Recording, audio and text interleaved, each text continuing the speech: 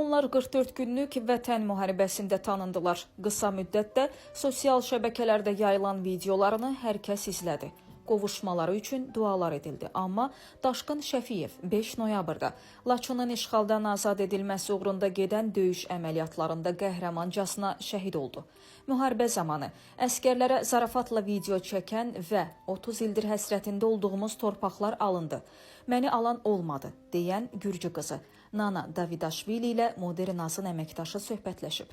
Nana 7 yaşındaykən qəza nəticəsində ata və anasını itirir.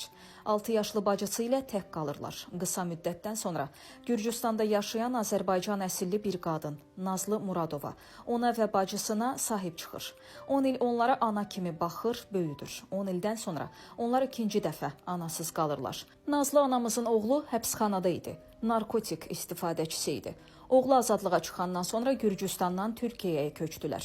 2 ildir heç bir xəbər ala bilmirəm. Sosial şəbəkədə nə qədər axtarsam da tapa bilmədim. Düşünürəm ki, bizi oğlundan qorumaq üçün bütün əlaqələri kəsdi və yenidən ikinci dəfə anamızı itirdik. Ana tərəfdən kimsəmiz yoxdur. Bir əmim var, Almaniyada yaşayır. Biz tanımırıq. Valideynlərimizi itirəndə babam əmimə zəng etdi ki, uşaqlara sahib çıx. Onun da həyat yoldaşı icazə vermədi. Dedi ki, mənim onlara baxmağa səbrim yoxdur. Aparın uşaq evinə verin. Onlar bizi istəmədi. Biz də onları həyatımızdan sildik. Babam çox yaşlı idi və üstəlik övlad dərdi vardı. Nana Davidaşvilinin 19 yaşı var. Hazırda Tibb Universitetinin 2-ci kursunda kardiologiya üzrə oxuyur. Bacısının 17 yaşı var. 17 yaşa qədər Gürcüstan dövləti onlara maddi dəstək verib. Hazırda Nana həkim köməkçisi kimi çalışır və tələbə təqaüdü ilə maddi ehtiyaclarını ödəyir. Çox səmimi, mehriban insanlardır. Daşqının ad günündə və il dönümündə evlərinə çiçək göndərdim. Onun şəhid olduğu yeri ziyarət edə bilmərəm. Buna dözə bilmərəm, amma ən böyük arzum otağını görmək və məzarını ziyarət etməkdir. Daşqın şəhid olandan 2 ay sonra onlar ilk dəfə yuxuda görüşürlər. Çən duman idi. Daşqının üzünü aydın görə bilmirəm, amma səsi açıq aydın videolardakı səsidir. Məni dağ kimi bir yerə çağırdı. Nana, gəl dedi. Böyük düzənlik, təpəliklər olan bir yeridir. Dedi Kəlbəcərdir. Soruşdum ki, burada üşümürsən? Yer 2 hissəli idi. Bir tərəf çiçəklərlə, digər tərəf isə qarla örtülüdür. Çiçək olan tərəfi göstərib dedi ki, ən çox burada oluram. Sonra balaca bir çiçək dərdi. Əlimi uzatdım ki, götürüm, vermədi. Bir daşın üzərinə qoydu. Dedi ki, buzludur, isinsin, götürərsən. Çiçəyə baxdım. Bir də gördüm, dumana qarışıb gedir. Sanki taleyimə itirmək yazılıb. Bir də üzünü görə bilməyib sevdiyim birini itirdim.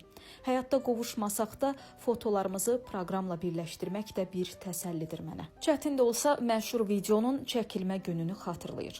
Azərbaycanı çox sevirəm. Müharibə başlayanda biz də Azərbaycanlı tələbələrdən narahat idik. Sosial mediadan son xəbərləri izləməyə çalışırdıq.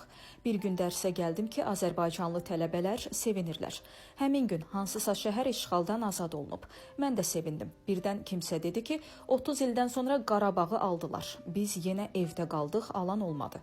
Bu sözə uyğun video çəkdim və gülmək üçün sosial şəbəkədə hekayə bölümündə paylaşdım. Kimsə videonu yüklədi və yaydı. Beləliklə, video Daşqına çatdı. Sonra o cavab videosu çəkdi. Dostlar həmin videonu mənə göndərdilər.